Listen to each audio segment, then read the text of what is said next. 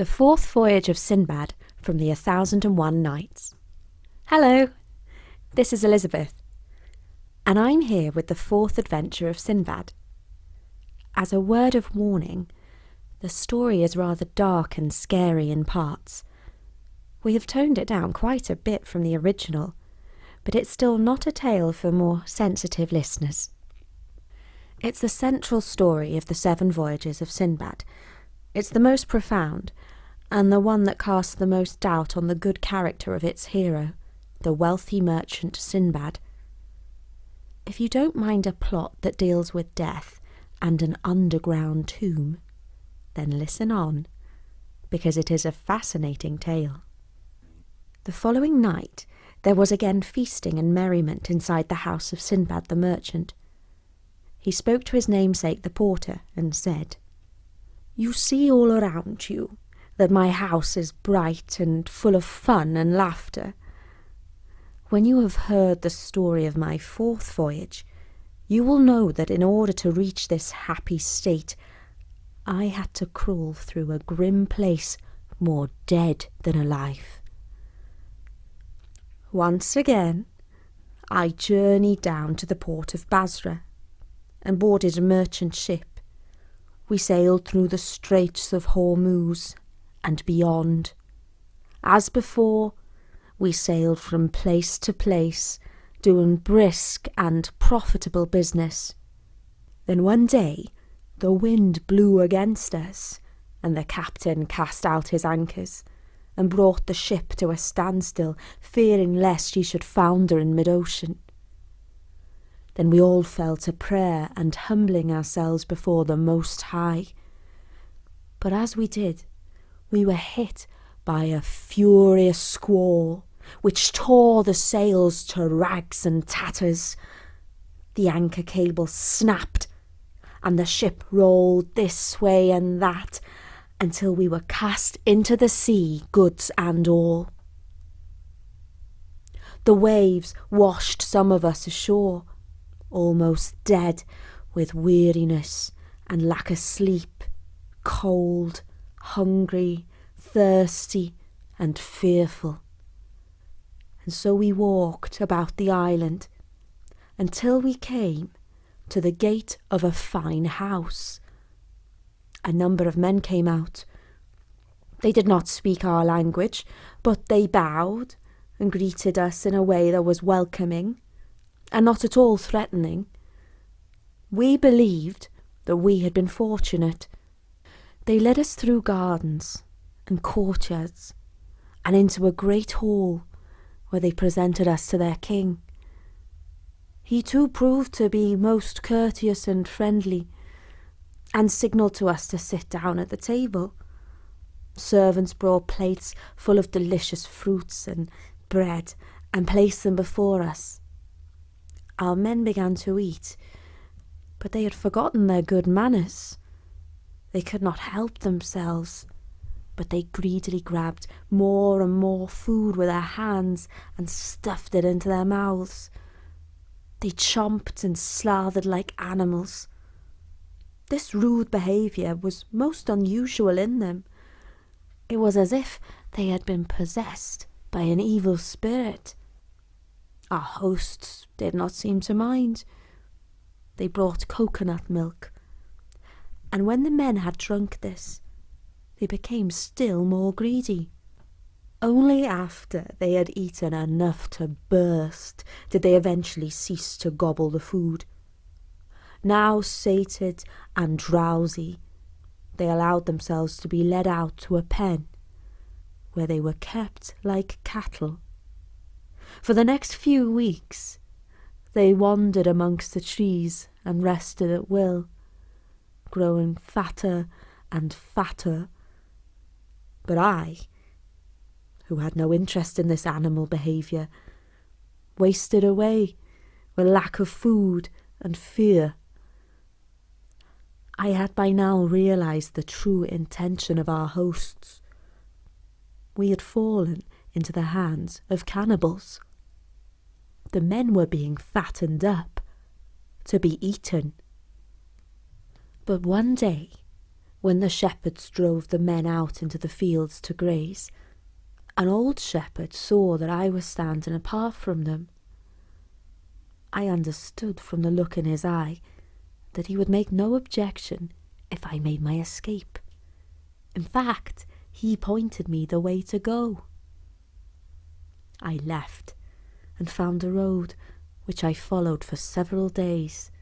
I walked and lived on berries and herbs. Thanks to Almighty Allah for all his favours, I eventually saw the walls of a magnificent city. When I was close to the city, I fell in with some travellers who asked my name and where I was from. When they heard how I had escaped the cannibal's farm, they marvelled and said that my story proved the greatness of Allah.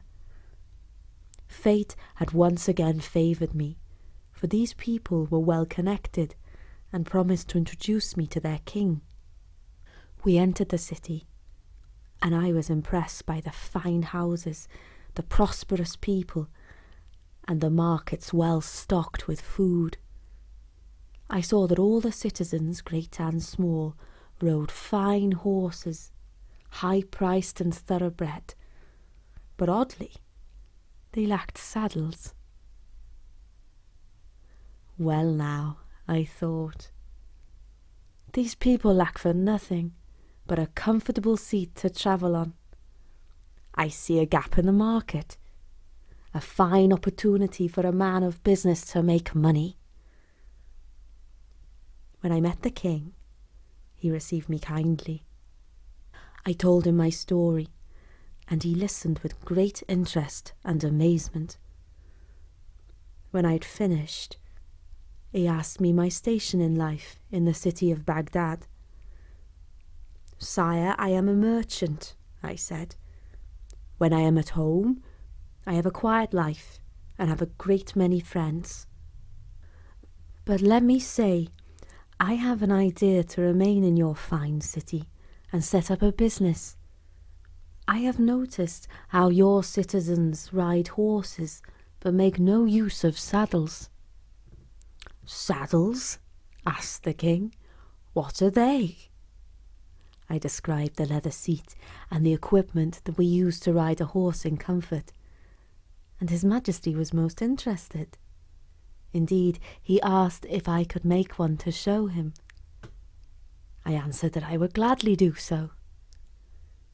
I sought out a clever carpenter to make the frame, and a tanner to produce a comfortable leather seat and fine reins, and a blacksmith to hammer out the stirrups and bit.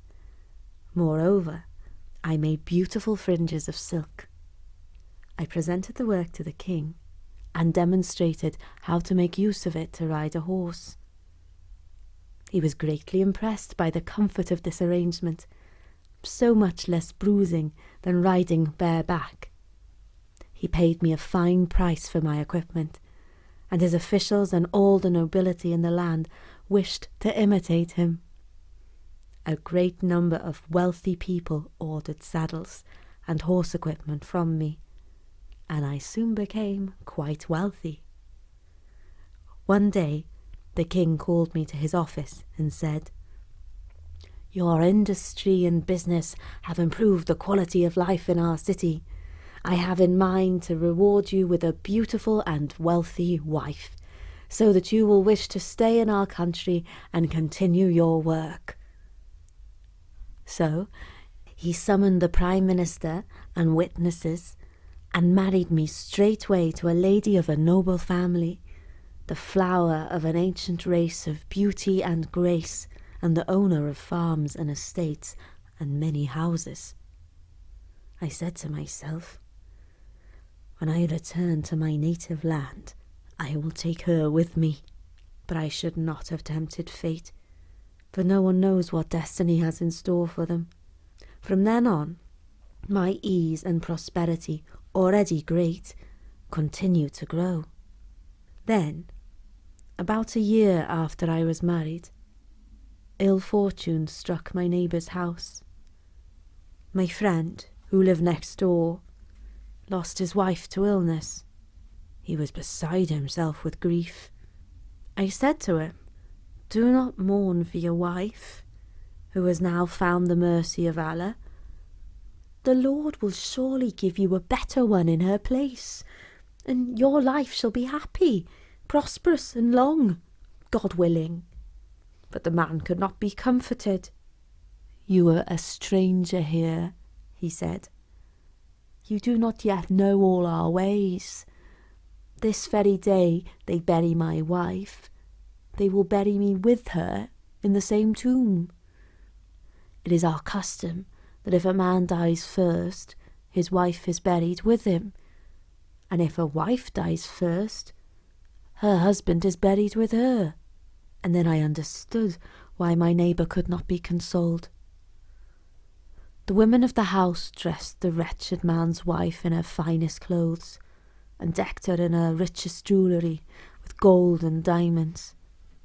Later that day, soldiers took husband and wife on their last journey to the tomb. They set aside a great stone, and first lowered her down into it. Then they placed a rope of palm fibres under the husband's armpits, and let him down into the cavern. With him, a great pitcher of fresh water and 7 pieces of bread. I asked the people who were gathered around, "And if the wife of a foreigner, like myself, were to die among you, would you do the same to him as you have done to this man?" And they replied that assuredly they would do just the same to me, for it was the custom of the place. I feared greatly when I heard those words, but I remained in my comfortable house with my agreeable wife. Then, a few months later, she sickened and took to her bed.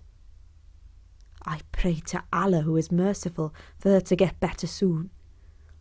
But her illness took a turn for the worse, and she passed away.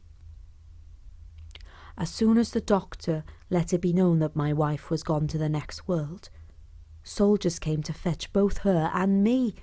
I cried out, "Almighty Allah never made it lawful to bury the living with the dead." They took no notice of my protests, but tied me up by force and let me down into the cavern, with a large jug of water and 7 loaves of bread, according to their custom. At the bottom of the dark pit, I said to myself, "What curse was upon me to take a wife in this city? There is no majesty, and there is no might save in Allah, the glorious, the great. As often as I escape from one calamity, I fall into a worse." I looked around at the grim tomb and its grimmer contents. Even in this terrible place, the will to live was strong inside my heart. I resolved to eat and drink as little as possible to prolong my life, and so I lived in the darkness among the bodies, not knowing how many days and nights had passed. Groping in the dark, I found collars and necklaces of pearls and jewels and trinkets of gold and silver set with precious stones and other ornaments and valuables that were worn by the deceased. I gathered this fortune and piled it into my turban. But what use was this fortune to me here, below ground, in the tomb? But it was not my fate to die there, for eventually I heard a rustling and a scurrying. I realised that some animal, perhaps a fox or a dog, had found its way down into this grim place, and if it could get in, it must surely be able to get out. I followed its sound, crawling and wriggling on my belly like a worm. I made my way through a tunnel until eventually I saw a chink of light. This gave me strength to crawl faster. The hole was just big enough for a skinny man such as myself to get through. And then I found myself on the shore of the sea. I gulped in the fresh air and covered my eyes from the blazing sun. I gradually opened them, adjusting to the light. When I could see once again, I spotted a ship at sea. I took a piece of white stroud I had with me, and tying it to a stick, ran along the seashore, making signals therewith and calling to the people in the ship until they noticed me and, hearing my shouts, sent a boat to fetch me.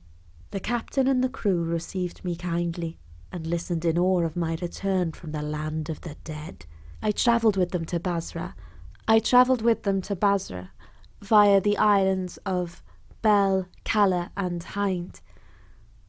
When I reached home, I had once again added to my wealth, thanks to the rich ornaments of the dead that I had brought with me.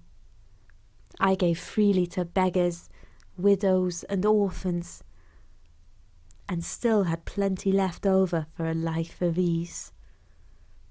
Then I gave myself up to pleasure and enjoyment, returning to my old merry mode of life.